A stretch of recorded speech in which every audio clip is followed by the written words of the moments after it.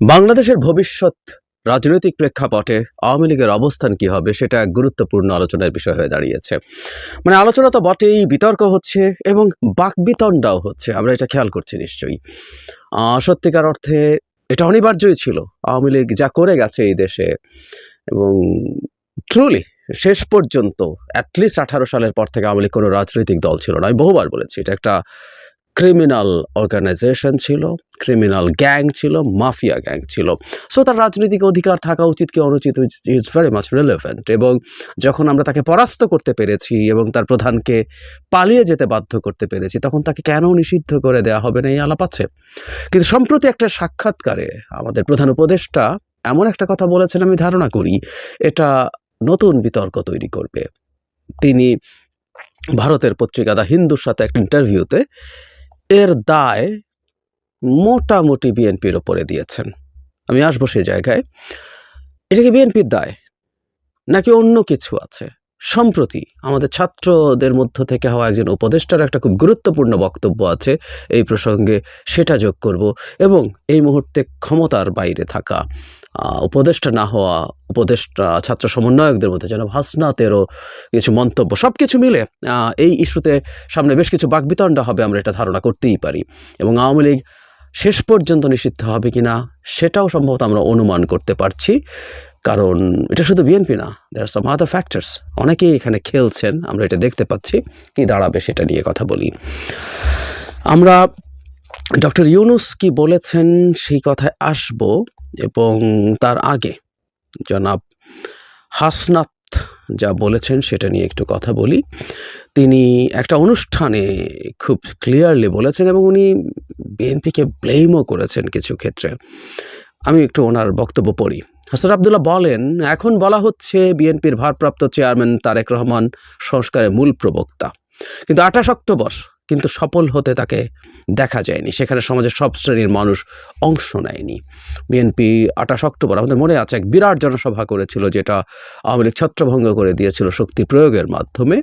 এটাকেই উনি সামনে ডেকে এনেছেন এবং ওখানে বিএনপিকে ব্লেম করা হচ্ছে, আমরা এভাবে বলতে পারি। কারণ হলো যে বক্তব্য তিনি দিয়েছেন সেটা এরকমই ইন্ডিকেট করে। তিনি বলেন, আওয়ামী লীগকে ব্যাকডোর দিয়ে সেটেলমেন্টে যাবেন। আপনারা যদি মনে করেন ব্যাকডোর চ্যানেল দিয়ে সমঝোতা করবেন, তাদের ব্যবসার অংশ হবেন, তাহলে মনে রাখি উই আর অলরেডি শহীদ। পিছিয়ে আসার কোনো সুযোগ নেই। যে রাজনৈতিক দলগুলো চিন্তা করছেন, আপনারা আমাদের ভুলে যাবেন না।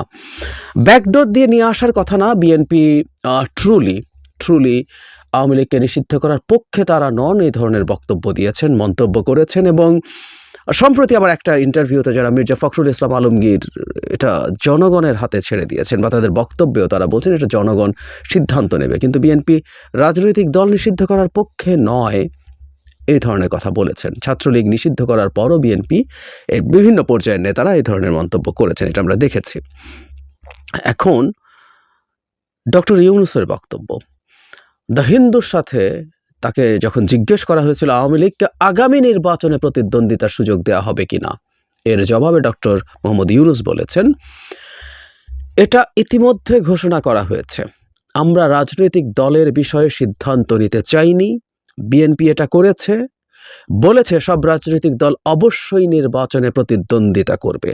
সুতরাং যারা ইতিমধ্যে রায় দিয়েছে তারা ইতিমধ্যে রায় দিয়ে দিয়েছে। আমরা দেশের একটি প্রধান দলের মতামতকে উপেক্ষা করব না। স্পষ্টভাবে তিনি বলেছেন এটা বিএনপি বলে যেহেতু দিয়েছে, তাই তাদের রায়কে উপেক্ষা করবেন না। তাহলে আওয়ামী লীগের প্রতিদ্বন্দ্বিতা নিয়ে আপনার কোনো আপত্তি নেই? আমার একটা প্রশ্নের জবাবে ডক্টর ইউনূস বলছেন, কোনো একটি দল বা আরেকটি দলকে বেছে নেওয়ার জন্য আমি কোনো রাজনৈতিক ব্যক্তি নই, আমি রাজনীতিকদের আকাঙ্ক্ষাকে বাস্তবে রূপ দিতে সহায়তা করছি। সো ডক্টর ইউনূস স্পষ্টতই এই দায় যাই বলি না কেন বিএনপিকে দিয়েছেন, এবং উইচ ইজ ট্রু। বিএনপি বেশ কয়েক দফা এই কথাটা বলেছেন। অবশ্য তারা এই বক্তব্যকে কেউ পলিটিক্যালি কারেক্ট কিনা এই আলোচনা করতে পারেন, কারণ যখন আপনি একটা ইন্টারভিউ দিচ্ছেন তখন একটা দলকে তিনি এভাবে এখানে সামনে নিয়ে এসছেন। কেউ বলতে পারে যে সরকার পেরে না ওঠাকে বিএনপির ওপরে চাপিয়ে দিতে চাইছেন। মানে সরকার কি বিএনপির কথা অনেক শুনছে? এটা শোনার সাথে সাথে যদি কেউ প্রশ্ন করে এভাবে, বিএনপিতে নির্বাচন চেয়েছিল 3 মাস পর, 6 মাস পর। এখনও একটা স্ট্রিক্ট ফিক্সড ডেডলাইন যাচ্ছে যে আমি এতদিন পর নির্বাচন দেব। সো বিএনপির ওই চাওয়াটা কি সরকার পূরণ করছে? করছে না। কিন্তু বিএনপি আওয়ামী লীগ নিয়ে বলল, সেটা সরকার পূরণ করে ফেললো। কেন ফেললো? কেন ফেলবে? বিএনপি কি খুব কঠোরভাবে বলেছে এটা হতেই দেওয়া যাবে না? আমার চোখে পড়েনি। সরকার যদি আওয়ামী লীগকে নিষিদ্ধ করতে যায়, বিএনপি কি সেটার প্রতিবাদে খুব কঠোর অবস্থান নেবে? আমি মনে করি না, সত্যিই মনে করি না। বিএনপি তার ধরন নিয়ে, বিএনপির না চাওয়ার পরও তো ছাত্রলীগ নিষিদ্ধ হয়েছে, সরকার করেছে না?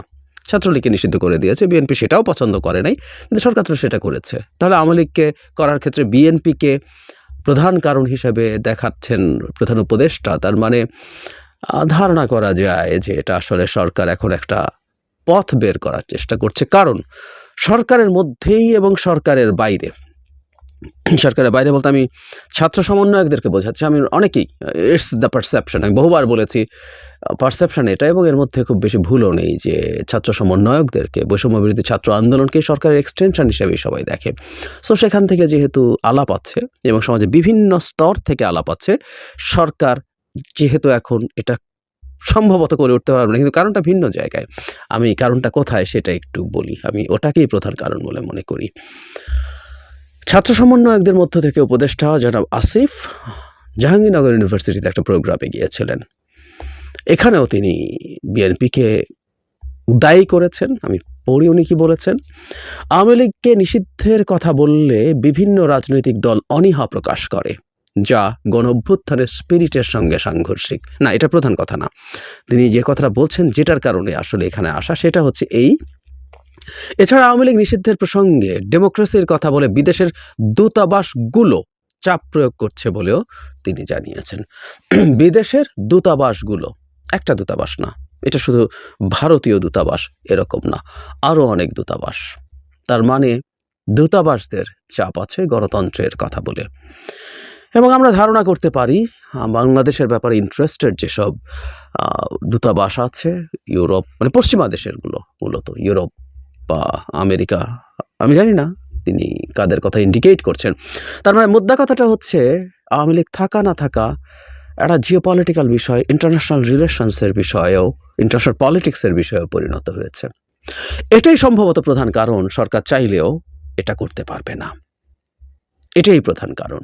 কারণ এই যে বললাম, বিএনপি চায়নি ছাত্রলীগকে, তারপর তো নিষিদ্ধ করে দেওয়া হয়েছে। এটা চাইলে যে কোনো, সেই ক্ষেত্রে তো খুব দ্রুত আলটিমেটাম দিয়েছিল বৈষম্য বিরোধী ছাত্র আন্দোলন, সেটা মেনে নেওয়া হয়েছিল।